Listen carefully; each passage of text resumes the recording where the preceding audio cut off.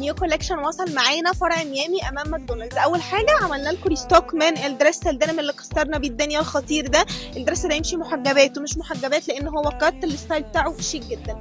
كمان عندنا مش بس الدريس ده اللي عملنا له ريستوك، عندنا الدريس التريندي الخطير ده، الكات بتاعته مختلفه وحلوه قوي، في منه شيد كتير، الشيد الفاتح وكمان الشيد الغامق، واحلى حاجه ان هو بزراير لحد الاخر، يعني تقدري تلبسيه كاوبن كارديجان او لونج شيميز، تقدري تلبسيه كدريس، تقدري تستايليه باكتر من طريقه. قربي معايا بقى، عندنا الموديل اللي انا لابسه الخطير التريندي اللي فيه الياقه ده في كل الكالرز بتاعته.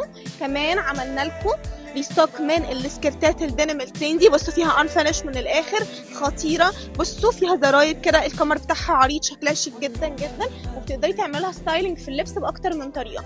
طبعا ريستوك من كل الشميزات الستان بكل البرنتات بتاعتها، تقدري برده تعمليها كاسات كامله ببنطلون خطيره. كمان السكرت الدينم التريندي اللي فيها زراير من قدام دي تريند، الكالرز بتاعتها موجوده، كمان هي فيها انفنش من عند الكمر خطيره، السايزات بتاعتها من ميديوم لحد دبل اكس، وما تنسوش ان كل كولكشن ده عليه ديسكاونت 20%.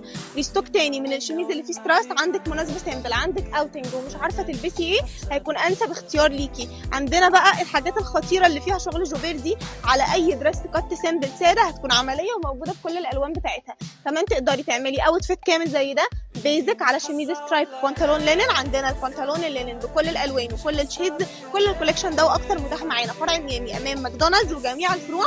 مستنيينكم تنورونا.